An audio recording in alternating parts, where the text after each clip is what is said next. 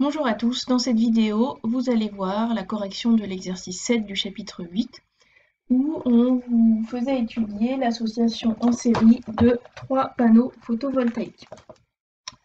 Donc, en premier lieu, on vous demandait le schéma du circuit. Alors, soyez attentifs sur cette partie puisque vous avez quasiment tous, vous êtes soit oublié des choses, soit vous êtes trompé dans le circuit. Première erreur de ma part, c'est que je ne vous ai pas donné le symbole du panneau photovoltaïque. Il est sur le TP que vous avez fait, sauf que j'ai ramassé les TP et que vous ne les avez pas. Donc, le symbole du panneau photovoltaïque, eh ben, c'est le panneau d'une pile, hein, c'est le symbole d'une pile, puisque le panneau photovoltaïque va servir de générateur, hein, donc c'est comme le symbole du générateur. Et pour dire qu'il fonctionne grâce aux rayons lumineux, eh bien, deux flèches ici qui vont caractériser les rayons lumineux.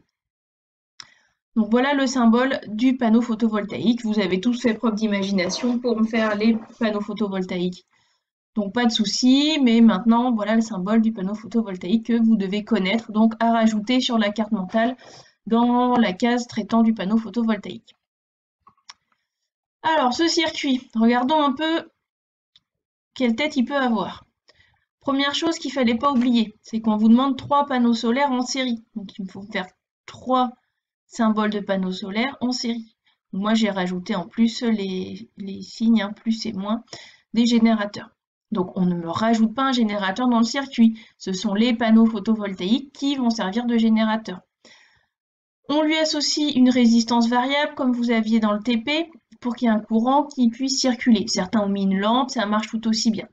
Ça peut être une résistance variable, une lampe, mais il faut qu'il y ait une charge, hein, un dipôle aux bornes des panneaux photovoltaïques, sinon pas de courant. Donc moi j'ai mis une résistance variable, si vous avez mis une lampe ça marche, si vous avez mis une résistance ça marche aussi. Le graphique que vous aviez c'était la puissance en fonction de la tension. Donc si vous avez la tension, ben, il faut mettre un voltmètre quelque part. Donc soit vous le mettez aux bornes des 3 panneaux photovoltaïques, soit aux bornes de votre récepteur, hein, ici la résistance variable, vous aurez la même valeur. Donc si on a un voltmètre, on n'oublie pas les bornes V et COM et on peut flécher la tension. Et ensuite, hein, vous aviez la puissance. Donc la puissance, c'est U fois I. Donc si on veut la puissance, il faut avoir la valeur de U que vous avez avec le voltmètre, mais aussi la valeur de I avec l'ampère-mètre. Donc on n'oublie pas de mettre un ampère-mètre en série.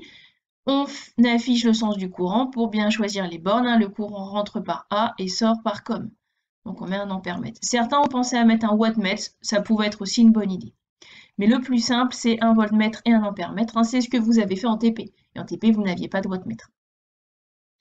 Donc dans le schéma, vous n'oubliez pas les 3 panneaux photovoltaïques en série avec le symbole du panneau photovoltaïque, une résistance variable, un voltmètre et un ampère-mètre. On n'oublie pas les chapitres qu'on a vus en début d'année. Ensuite, la question 2 était très simple, il suffisait de lire sur les graphes. Donc le premier graphique, vous aviez tous les panneaux photovoltaïques qui étaient reliés et éclairés.